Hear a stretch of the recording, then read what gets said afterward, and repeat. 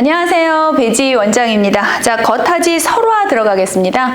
제목에서 나와 있다시피 설화야, 설화는 그냥 옛 이야기 정도로 보시면 되기 때문에 말 그대로 모든 소설이 그러하지만 특히나 설화는 그냥 말 그대로 읽으시면 돼요. 그냥 재밌게 읽으면서 줄거리를 파악한다. 옛 이야기다 보니까 너무 옛 이야기다 보니까 사실 고전 소설도 너희가 읽다 보면 살짝 현대인의 감정에서 뭐야? 왜 갑자기 이래? 뭐 이런 표현들이라든가 좀 어색한 부분이 없지 않아 있어요. 근데 설화는 조금 더 그러하죠. 그러니 그런 것에는 초점 맞추지 마시고요. 아, 이런 일이 있었어. 이렇게만 초점 맞추시면서 보면 되겠습니다. 자, 그런 관점에서 제가 읽어가면서 설화 전반적인 이야기, 겉하지 설화는 사실은 여러분들 아는 내용일 거예요. 자, 간단히 들어가겠습니다. 자, 다 안 읽어요. 배가 곡도에 닿으니 풍랑이 크게 일어났으므로 열흘 이상이나 묵게 되었다. 풍랑이 일어나서 배가 이제 묶을 수밖에 없는 거지. 양패공은 이를 근심해서, 이게 왜 그러냐면 양패공이 이때가 신라시대 때고요. 신라시대 진성 여왕의 아들이에요. 그런데 이제 당나라의 사신처럼 뭐 가야 할 일이 있어서 배를 타고 가는 길인데 풍랑이 일어난 거야. 설화 옛 이야기다 보니까 사실적이지 않는 건 기대하고 있는 거지. 풍랑이 뭐 괜히 일어났겠습니까? 뒤에 사람을 시켜서 이 일을 점치게 했어요. 점을 쳐봤더니 섬에 신지가 있으니 그곳에서 제사를 지내는 것이 좋겠습니다. 라고 해서 못 위에 재물을 차려 놓으니 못물이 한 길 남짓이나 높이 치솟았답니다. 이런 것들이 뭔가 전기성, 신의성, 뭐 기이한 반응, 뭐 이런 것들로 보시면 되죠. 자, 그리고 나서 그날 밤 꿈에 한 노인이 나타나서 공에게, 여기서의 공은 당연히 양태공이겠죠. 자, 노인 나왔습니다. 자, 노인이 핵심 인물이거든요. 노인이 나와서 공에게 얘기합니다. 활 잘 쏘는 사람 하나를 이 섬 안에 남겨두면 순풍을 얻을 수 있을 겁니다. 이게 이제 조건인 거지. 예를 들어 노인이 자기의 요구사항을 얘기해서 활 잘 쏘는 사람을 남겨둬라. 그러면 그것을 수용할 경우, 만약 그런다면 혜택, 받아갈 혜택, 그러니까 순풍을 얻을 수 있을 것입니다. 라고 얘기를 했죠. 사실은 뒤쪽을 보시면 아시겠지만 노인이 활 잘 쏘는 사람을 원했어요. 그래서 그 사람을 남겨놔라 이런 뜻이고, 보통 설화에서 이런 표현 많이 쓰는 거 알고 계시죠? 모티브야, 요 표현, 요거 지울 건데 모티브라는 표현을 많이 쓰는데 모티브는요, 별다른 게 아니야. 그냥 여러분들의 생각 속에서 모티브를 정확하게 그냥 판단하시기 쉬운 걸로 뭐냐면 그러한 내용이 있다로 보시면 돼요. 그러니까 예를 들면 그래서 이제 겉하지 여기 뒤에 이제 보다 보면 그래서 활 잘 쏘는 사람을 뽑아가지고 한 사람을 남겨. 그 소리는 사실은 그 사람을 희생시킨 거거든요.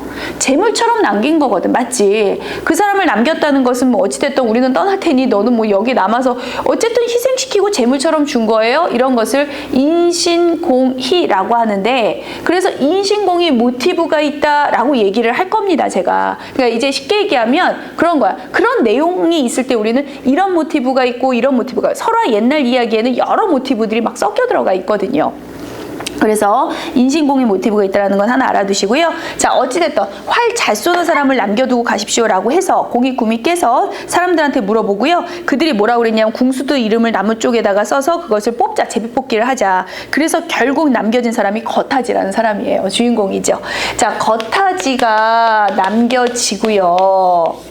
자, 겉하지를 사실은 활을 잘 쏘는 사람이 필요했거든요, 노인이. 그래서 겉하지가 이제 남았고요. 순풍이 일어나서 그들은 떠났습니다. 근심에 잠겨서 혼자 남았으니까 섬에 있는데 갑자기 한 노인이 못 속에서 나와서 얘기합니다. 나는 서쪽 바다의 신이요. 그리고 신이요, 매양 그러고 있는데 한 중이 해가 뜨면 하늘에서 내려와 다란히 주문을 외우고 이 못을 3번 돌면 어쩔 수 없이 우리는 힘이 없어. 어쩔 수 없이 우리 부부와 자손들이 모두 물 위에 뜨게 되는데 중은 그때 내 자손의 간장을 빼먹고 한 명씩 빼먹는 거죠. 어떤 악의 상징인데, 그러니까 중은, 자, 중 이쪽에다 쓸게요. 중은 악의 상징이라고 볼 수 있고요. 악 중에서도 뒤에 나올 거라서 제가 미리 쓰고 갈까요? 여우가 변신을 한 거야. 그러니까 올해 목은 왜 천년 목은 여우다 뭐 이런 표현 쓰잖아. 뭐 전설의 고왕이나 이런 데서 많이 나오는. 이쪽이 악의 축이라면 이쪽이 선의 중심인 상징이라고 볼 수 있고요. 그런데 어쨌든 일방적인 피해를 입고 있는 거죠. 그것 때문에 이거를 어떻게든 해결하고자 겉하지한테 지금 부탁하기 위해서 남기도록 한 거고요. 겉하지한테 부탁을 했습니다. 자, 그래서 겉하지가 그거를 해결해 주는지 보면 되겠지. 자, 이 둘의 관계는 그러니까 먹고 먹히는 관계다 보니까 갈등하고 있는 대립의 관계라고 볼 수 있겠죠. 되게 간단한 거야. 설화라고 하는 건 옛날에 이렇게 있었는데 글쎄 중이 와서 간을 빼먹었대잖아. 자손을 한 명씩 하면서 이제 빼먹어 가는 거죠. 그러다 보니까 이제 우리 부부와 딸 하나만 남았답니다. 내일 아침에 또 반드시 올 것이니 그대는 중이 나타나면 활로 쏴서 꼭 그 중을 없애주세요 라고 부탁을 했고요. 활 쏘는 이는 저희 장기니까 그러면 부탁받은 대로 명령을 받들겠습니다 라고 했고, 그리고 겉하지가 숨어서 기다렸어요. 이튿날 동쪽에서 해가 뜨니까 과연 중이 와서 그전처럼 줌을 외면서 늙은 용의 간을 빼 먹으려고 했죠. 자, 그 늙은 용이 누군지 뒤에 나오겠습니다만 당연히 우리의 노인입니다. 용이 빼먹으려고 하니까 겉하지가 활로 중을 맞히니 중은 즉시 늙은 여우가 돼서 땅에 떨어졌죠. 부탁받은 걸 해결을 했지.